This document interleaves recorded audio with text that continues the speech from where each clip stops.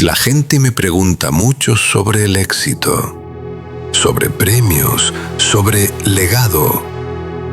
Pero la pregunta que me hago cada mañana, la pregunta que realmente importa, no es qué voy a lograr hoy, sino cómo voy a servir hoy. El éxito es ruidoso, es externo.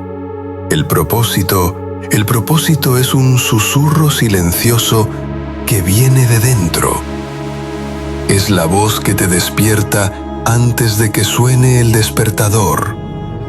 Y es en ese susurro que baso el rumbo de mi próximo año. Estas no son metas para que el mundo las vea.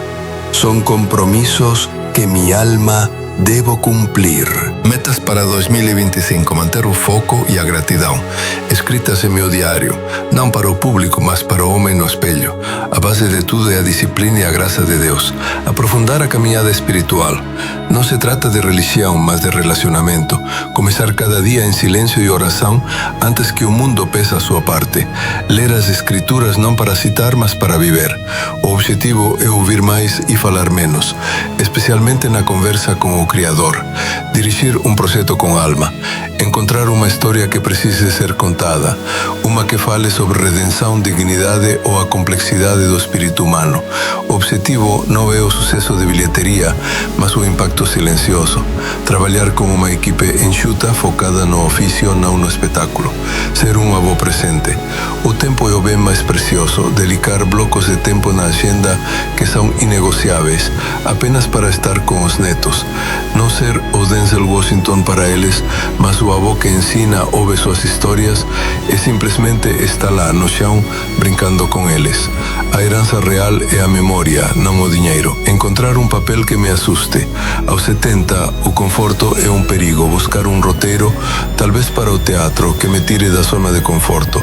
Um personagem cujas motivações eu não entendo imediatamente, que exige um mergulho profundo e desconfortável. O medo é um sinal de que ainda há crescimento a ser feito. Apadrinhar um novo talento de verdade.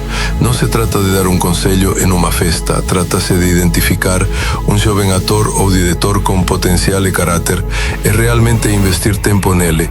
Abrir portas, sim, mas mais importante, ensinar sobre a disciplina, a ética de trabalho e como navegar nesta indústria sem perder a alma. Manter o templo em ordem. O corpo é um instrumento. A disciplina não é opcional. Continuar com o box, a alimentação regrada, não para a vaidade da câmera, mas para ter a energia de dirigir um set por 12 horas ou de estar totalmente presente para minha família. Saúde física e clareza mental e espiritual. Desconecte para conectar. Agendar um período do ano, talvez 2 semanas inteiras, completamente offline, sem celular, sem e-mails, sem notícias. Apenas Pauleta, livros, o mar. O silêncio recarrega a alma e permite que ideias verdadeiramente importantes venham à tona. Honrar o legado de Auguste Wilson. Continuar o trabalho de levar suas peças para a tela. É uma promessa e uma responsabilidade.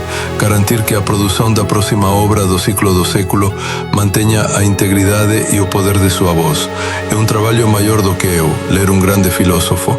Escolher um pensador, Sêneca, Marco Aurélio, um dos estoicos, e ler sua obra principal lentamente ao longo do ano. Extrair sabedoria sobre a impermanência, o dever e a vida. Metas para 2025, manter o foco e a gratidão. Escritas em meu diário, não para o público, mas para o homem no espelho. A base de tudo é a disciplina e a graça de Deus. Aprofundar a caminhada espiritual. Não se trata de religião, mas de relacionamento. Começar cada dia em silêncio e oração antes que o mundo peça a sua parte. Ler as escrituras não para citar, mas para viver. O objetivo é ouvir mais e falar menos, especialmente na conversa com o Criador. Dirigir um projeto com alma. Encontrar uma história que precise ser contada. Uma que fale sobre redenção, dignidade ou a complexidade do espírito humano. O objetivo não é o sucesso de bilheteria, mas o impacto silencioso. Trabalhar com uma equipe enxuta, focada no ofício, não no espetáculo. Ser um avô presente. O tempo é o bem mais precioso, dedicar blocos de tempo na agenda que são inegociáveis, apenas para estar com os netos. Não ser o Denzel Washington para eles, mas o avô que ensina, ouve suas histórias e simplesmente está lá no chão brincando com eles. A herança real é a memória, não o dinheiro. Encontrar um papel que me assuste. Aos 70, o conforto é um perigo. Buscar um roteiro, talvez para o teatro, que me tire da zona de conforto. Um personagem cujas motivações eu não entendo imediatamente, que exige um mergulho profundo e desconfortável. O medo é um sinal de que ainda há crescimento a ser feito. Apadrinhar um novo talento de verdade. Não se trata de dar um conselho em uma festa. Trata-se de identificar um jovem ator ou diretor com potencial e caráter e realmente investir tempo nele. Abrir portas, sim, mas mais importante, ensinar sobre a disciplina, a ética de trabalho e como navegar nesta indústria sem perder a alma. Manter o templo em ordem. O corpo é um instrumento. A disciplina não é opcional. Continuar com o box, a alimentação regrada, não para a vaidade da câmera, mas para ter a energia de dirigir um set por 12 horas ou de estar totalmente presente para minha família. Saúde física e clareza mental e espiritual. Desconecte para conectar. Agendar um período do ano, talvez 2 semanas inteiras, completamente offline, sem celular, sem e-mails, sem notícias. Apenas Pauleta, livros, o mar. O silêncio recarrega a alma e permite que ideias verdadeiramente importantes venham à tona. Honrar o legado de Auguste Wilson. Continuar o trabalho de levar suas peças para a tela. É uma promessa e uma responsabilidade.